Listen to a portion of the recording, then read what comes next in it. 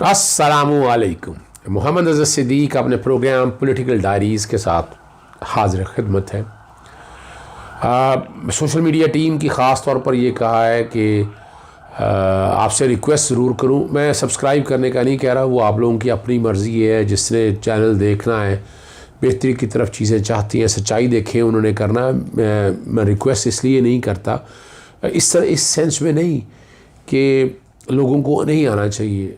मेरा काम है अवेयरनेस क्रिएट करना, लोगों तक हक़ाइक़ और असल हक़ाइक़ लेकर आना।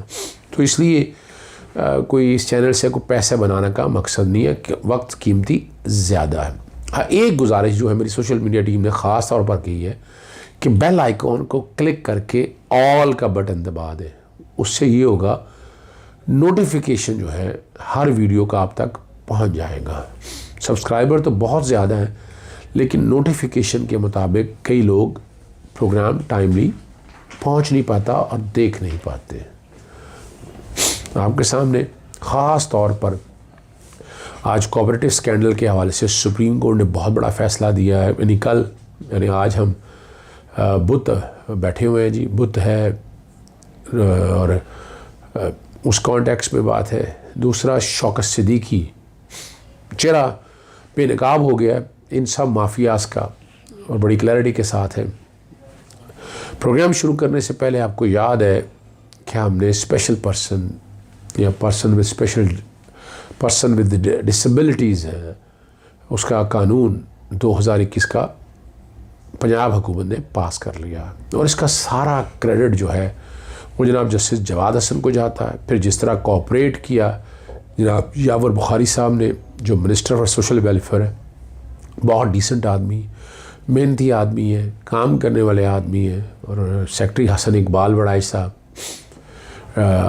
मुदस्सर रियाज आज डीजी सोशल वेलफेयर है, इरफान गोंदल है, बाकी लोग, वो सब की बड़ी एक कंट्रीब्यूशन है। बहुत बड़ा इवेंट रखा था आज गवर्नर हाउस में 14 दिसंबर को रखा था। मधु किया हुआ था, मैं भी गया। फर्स्ट लेडी जो बेगम मिसेस अलवी वो तशरीफ़ लाई हुई थी और उन्होंने बड़ा विजन क्लैरिटी के साथ दिया। इमरान खान का भी, मौजूदा गवर्नमेंट का भी, लेकिन पूरा ट्रिब्यूट दिया जनाब जस्टिस जवाद हसन को। पिटीशनें कुछ चल रही थी कुछ राइट्स के कॉन्टेक्स्ट में, तो मैं फिर पिटीशन लेके गया। नहीं, कानून साजी की ज़रूरत है, रूल्स की ज़रूरत है, रेगुलेशन की ज़रूरत है।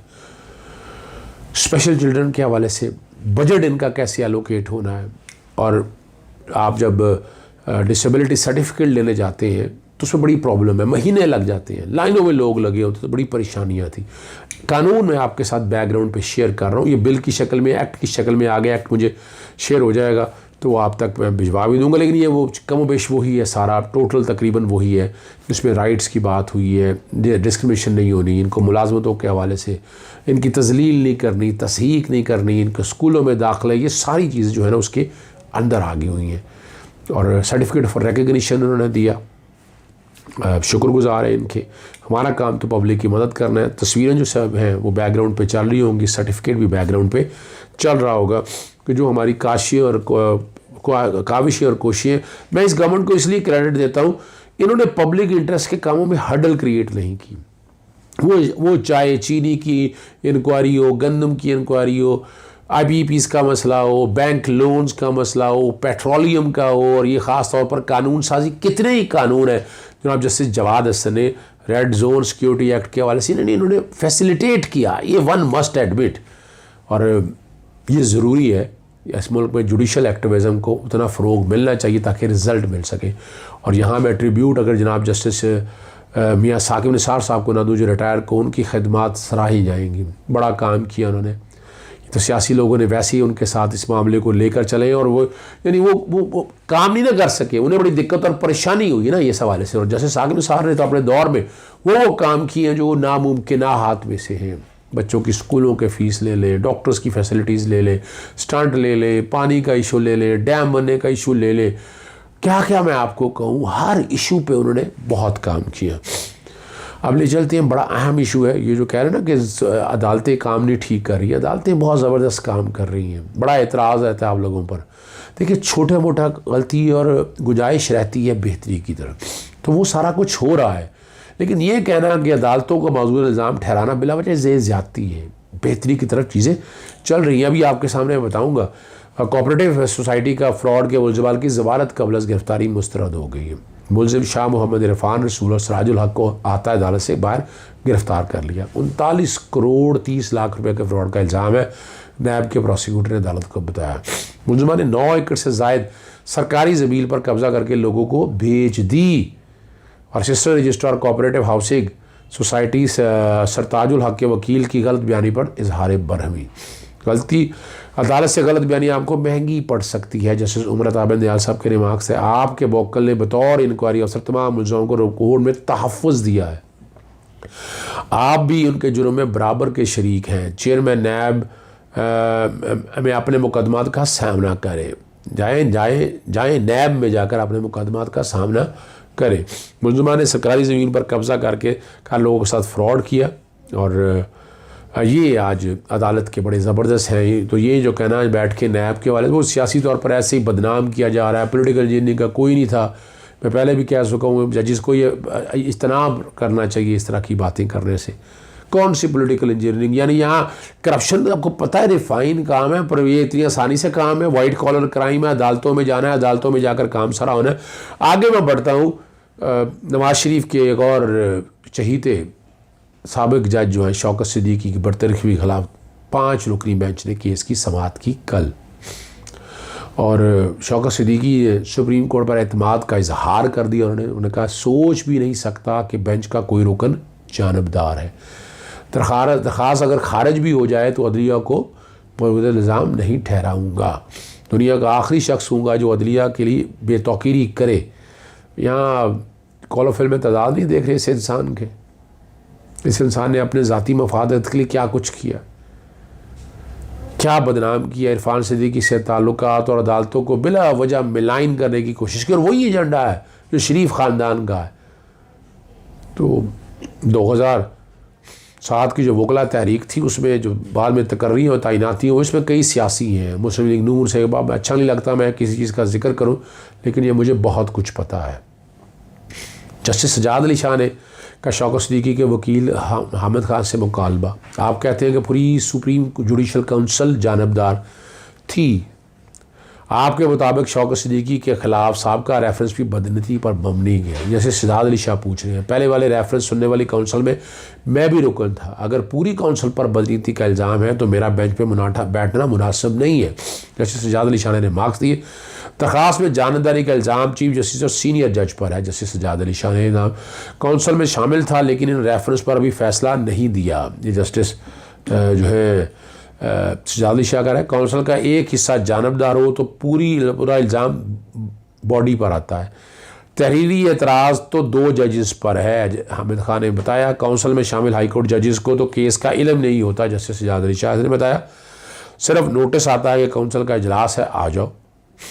काउंसिल के 3 अरकान का किरदार तो शुरू ही से फैसला लिखते वक्त होता है। जैसे सजाद अली शाह ने मार्क्स दिए। सुप्रीम कोर्ट में जो है ना जी, संगीन इल्ज़ामात लगाने की बजाय हक़ाइक़ पर मबनी बनाना, बड़ी ज़बरदस्त बात की। वो मेरिट पे केस लड़ो, वही तरीका और वही वतीरा बनाया हुआ है। और नालायकी की हद आप यही से अंदाज़ा लगा सकते हैं। जो इल्ज़ाम लगाए थे वो झूठे थे। साबित करने है ना किसी चीज़ के ऊपर, और आप वो सारा कुछ देख चुके हैं। सुप्रीम जुडिशल काउंसिल ने 2 बार शौकत सिद्दीकी को इल्ज़ामात साबित करने का मौका दिया। जस्टिस उमर अता बंदयाल के रिमार्क्स है। अदालत ने आप ही को मौका दिया कि तकरीर में लगाए गए इल्ज़ामात को साबित करें। ज़ाब्ते की कार्रवाई में अगर मवाद सामने हो तो सबूत नहीं चाहिए। क्यों? उसकी वजह यह है कि तकरीर सामने एडमिटेड है, या तो इकरार करें फिर सबूत की बातें है ना। आपने जो कुछ कहा वो रिकॉर्ड के ऊपर आर्टिकल 209 आसानी के लिए बैकग्राउंड पे चल रहा है, और इसकी एक हडल 211 बड़ी वाज़ेह। मैं बाद में बात करता हूं, पहले ये मैं ख़त्म कर लूँ। आप साबित करें कि शौकत अजीज़ सिद्दीकी ने तकरीर में जो कुछ कहा वो मिसकंडक्ट नहीं, तब बात बनेगी। अदालत ने इस मामले पर भी मुआवनत करे कि मिसकंडक्ट क्या होता है, और केस की समाअत अदालत ने मुलतवी कर दी। 5 रुकनी लार्जर बेंच ने की है। अब ज़रा यहाँ समझना है, और अभी तक मैं हैरान हूँ, और मैं गुजारिश करूँगा कि पहले आर्टिकल 211 की हर्डल क्रॉस करें। जुडिशल काउंसिल के पास शोकास किया, वीडियो आई तकरीर का, उन्होंने इकरार किया, माना ने ये नहीं कहा कि गलत है या तोड़ फोड़ के बयान की गई है, कोई ऐसी चीज़ नहीं रखी है, तो उसके बाद उसमें इंक्वायरी की क्या ज़रूरत है। बाकायदा सुप्रीम जुडिशल काउंसिल ने अपनी अथॉरिटी एक्साइज की 209 के तहत और उन्हें बरतरफ कर दिया। 209 बार लगाता है, आर्टिकल 209 जो है ना वो बार लगाता है। बार क्या लगाता है, बार बार आपके सामने बताने का मकसद सिर्फ ये है कि आपको क्लैरिटी के साथ चीज़ें समझ आ जाए। तो कि ये सियासी तौर पर इन्होंने वतीरा बनाया हुआ है हर चीज़ को। Bar of jurisdiction, the proceeding before the council, its report to the president and the removal of judge under section sub article 6 of articles 209 shall not be called in question in any court। किसी भी अदालत में आप इसको call नहीं कर सकते हैं। तो बड़ी क्लैरिटी के बाद चीज़ें, इसमें और क्या डाउट रह गया है। अब शौकत सिद्दीकी का तरीकाकार यही है, वो मैदानी में अच्छा नहीं लगता इस बात को सामने रखते हुए। आपने कोड ऑफ कंडक्ट की खिलाफ वर्जी की है, तकरीर आपने की, एडमिटेड बात है, उसमें अब देखना क्या है। पीछे छुप के बैठने का तरीका कारण है, इदारों पे इल्ज़ाम लगाओ, जैसे जनाब साकिब निसार साहब के ऊपर क्या क्या इल्ज़ाम लगा दिए। वो मेरिट पे तो केस लड़ो, मेरिट पे केस बताओ अपने तुम शौकत सिद्दीकी, वो तुम्हारे पास है नहीं है।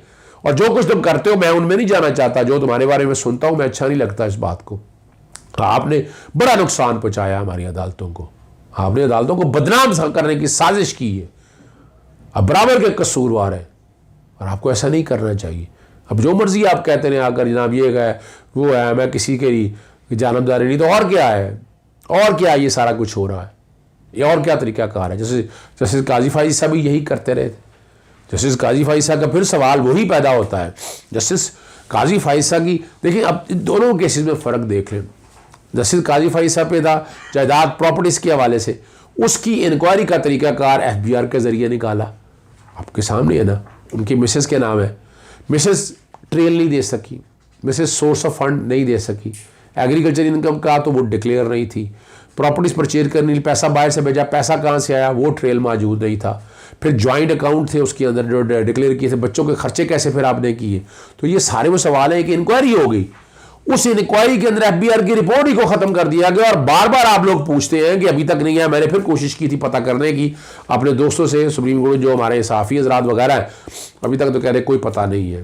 अब जस्टिस मकबूल बाकर ने लिखना है, उन्होंने तहरीर करना है, ये कोई इतना लंबा बात होनी तो नहीं चाहिए, लेकिन पता नहीं, आई डोंट नो। अब सवाल आप पूछते हैं, मैं फिर बताता चलूँ कि मेरे पास इन्फॉर्मेशन नहीं है ऐसी कि वो तफसीली फ़ैसला कब आ रहा है, लेकिन नया रेफरेंस जो सुप्रीम जुडिशल काउंसिल के पास पड़ा हुआ है ना, उस पर कार्रवाई होनी चाहिए। आए वजाहत करें, क्लियर करें, मनी ट्रेल दे दें, सारी चीज़ें क्लियर करें, ताकि जो ये जो एक बात बड़ी पेंडिंग पड़ी हुई है ना, ये अदलिया पे बहुत ज़्यादा सवाल हैं। आप हर रोज़ मुझसे पूछते, मैंने लेटेस्ट आपको बता दिया है, वो जो रिपोर्ट है FBR की वो फिर मैं बैकग्राउंड पे चला दूंगा ताकि आपको समझ आ जाए आर्टिकल 209 में क्या बैठा, 211 मैंने कह दिया, वो चल जाएगा। प्रोग्राम ख़त्म करने से पहले बताता चलूँ आपको कि नवाज शरीफ बिनते तरलों पे लगा हुआ है कि एस्टेब्लिशमेंट उसके साथ बैठ जाए, वो इसको लिफ्ट नहीं करा रही है। और उसका सबूत आप यूँ दे सकते हैं कि अयाज सादिक भी पहुँचा हुआ वहाँ, सऊद मजीद भी पहुँचा हुआ, और इसहाक डॉलर या इसहाक डार और आबिद शेर अली भी वहाँ पर मौजूद हैं। वो तस्वीरें बार बार दिखा रहे हैं कि जैसे हमने पता नहीं क्या कुछ कर दिया या क्या कुछ हो जाना है।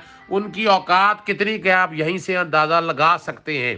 दूसरा मैं एक और आपको बात बता दूं कि वाज़े तौर पर दोनों में डिफरेंसेस आपने देख ली हैं कि अपना शहबाज शरीफ वज़ीर आला के उम्मीदवार हैं और शाहिद खाकान अब्बासी ये बात बड़ी क्लैरिटी के साथ कह बैठे हैं कि वो जो है ना आने वाले दौर में शहबाज शरीफ जो है वो वज़ीर आज़म के उम्मीदवार होंगे। दूसरी तरफ जो है ज़ुबैर ने बैठे हुए एक प्रोग्राम में कहा कि नहीं मरियम नवाज होंगी। इस हवाले से तो ये एक लड़ाई इंटरनल वो चल रही है, लेकिन ये अपने अपने वोटरों को सुहाने ख्वाब दिखा रहे हैं, वो पूरे नहीं हो सकेंगे। इजाज़त चाहूँगा। अस्सलाम वालेकुम, अल्लाह हाफ़िज़, पाकिस्तान जिंदाबाद।